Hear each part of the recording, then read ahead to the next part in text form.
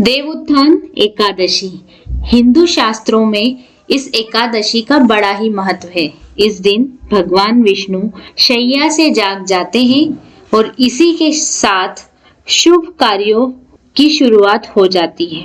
पौराणिक मान्यता है कि इस दिन भगवान विष्णु 4 माह के शयन काल के बाद जागते हैं। वहीं विष्णु पुराण के अनुसार भगवान विष्णु ने शंखासुर नामक भयंकर राक्षस का वध किया था। फिर आषाढ़ शुक्ल पक्ष की एकादशी को क्षीर सागर में शेषनाग की शैया पर शयन किया। राक्षस वध के बाद 4 माह की निद्रा के बाद देव उठनी 11 के दिन भगवान जागते हैं।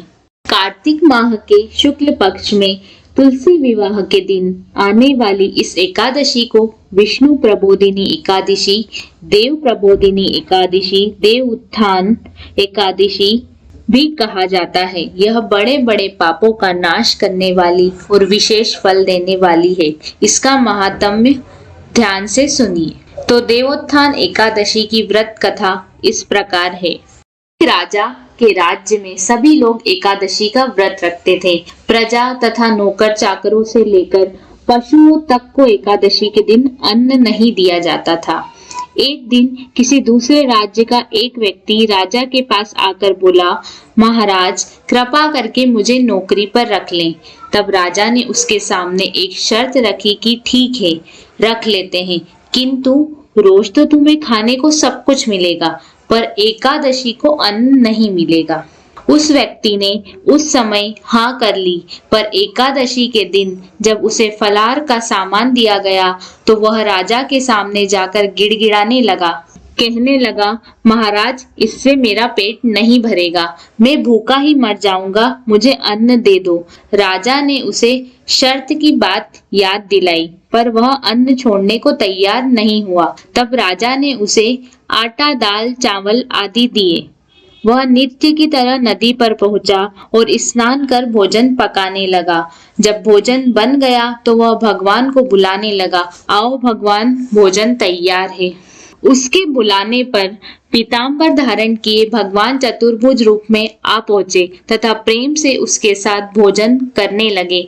भोजन आदि करके भगवान अंतर ध्यान हो गए तथा वह अपने काम पर चला गया।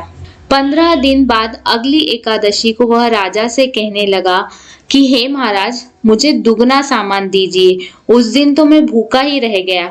राजा ने कारण पूछा तो उसने बताया कि हमारे साथ भगवान भी खाते हैं, इसीलिए हम दोनों के लिए सामान पूरा नहीं पड़ता। यह सुनकर राजा को बड़ा आश्चर्य हुआ। वह बोला, मैं नहीं मान सकता कि भगवान तुम्हारे साथ खाते हैं। मैं तो इतना व्रत रखता हूँ, पूजा करता हूँ, पर भगवान ने मुझे कभी दर्शन ही नहीं दिए। राजा की बात सुनकर वह बोला, महाराज यदि विश्वास न हो तो साथ चलकर देख लीजिए। राजा एक पेड़ के पीछे छिपकर बैठ गया। उस व्यक्ति ने भोजन बनाया तथा भगवान को शाम तक पुकारता रहा, पर भगवान नहीं आए। अंत में उसने कहा, हे भगवान, यदि आप नहीं आए तो मैं नदी में कूदकर प्राण त्याग दूंगा।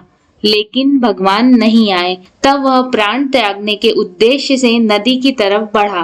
प्राण त्यागने का उसका दृढ़ इरादा जान शीघ्र ही भगवान ने प्रकट होकर उसे रोक लिया और साथ बैठकर भोजन करने लगे।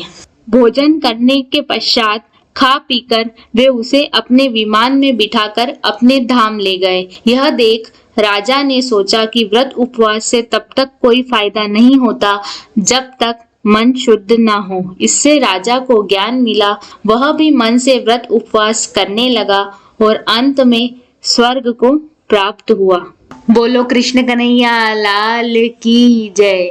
हरे कृष्णा कृष्णा कृष्णा हरे हरे, हरे राम राम राम हरे हरे। ओम नमो भगवते वासुदेवाय नमः।